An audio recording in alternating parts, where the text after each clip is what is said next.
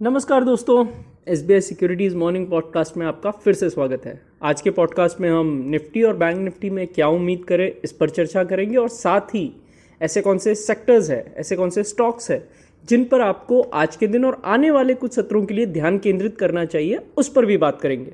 दोस्तों, सबसे पहले अगर हम बात करें प्राइस एक्शन की, तो कल जो है मेटल्स और एनर्जी में जो गेन्स दिखाई दिए उनको एक तरह से नलीफाई करने का काम आईटी और एफएमसीजी शेयरों ने किया, क्योंकि उनमें दबाव देखने को मिला।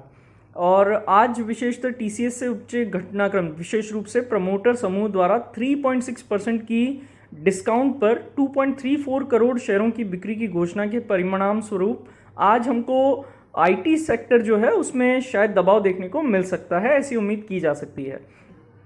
ओवरऑल अगर हम बात करें तो एफओएमसी बैठक से पहले डॉलर इंडेक्स में उम्मीद से अधिक तेज़ी जो हमको देखने को मिली, 103.65 के स्तर पर वो आ गया। और वहीं जो 10 ईयर्स की बॉन्ड यील्ड है वो भी 4.34 के एलिवेटेड लेवल्स पे है, यानी ऊंचे लेवल्स पे। और साथ ही 86.30 से अधिक ब्रेंट क्रूड ऑयल भी है, उसमें भी उछाल देखने को मिला है।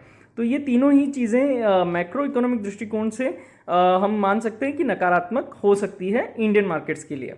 निफ्टी को देखें, सपोर्ट्स की बात करें तो 21,850, 21,880 ये एक सपोर्ट के तौर पे कार्य करने वाला लेवल रहेगा।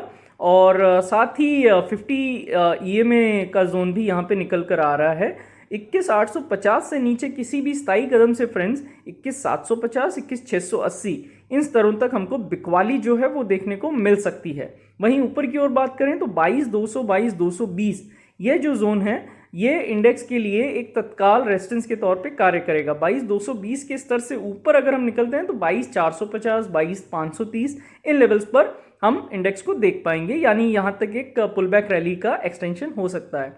कुल मिलाकर अगर हम रिलेटिव चार्ट्स पर देखें तो लार्ज कैप ज़्यादा बेहतर लग रहे हैं मिड कैप और स्मॉल कैप इंडाइसेस से।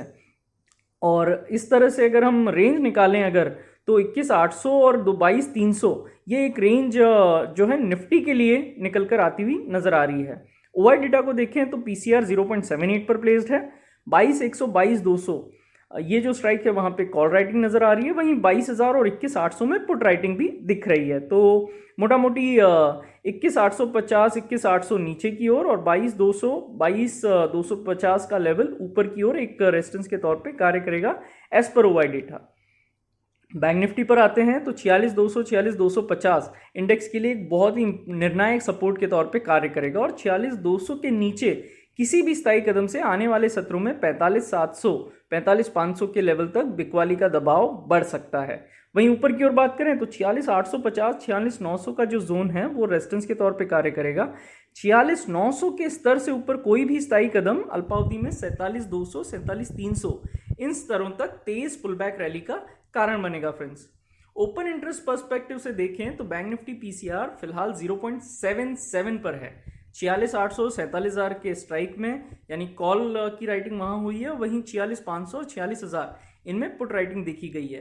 तो आने वाले कुछ सत्रों के लिए हम 46,200 और 47,000 इस बड़ी रेंज के अंदर बैंक निफ्टी को ट्रेड करते हुए देख पाएंगे, ऐसी उम्मीद की जा सकती है।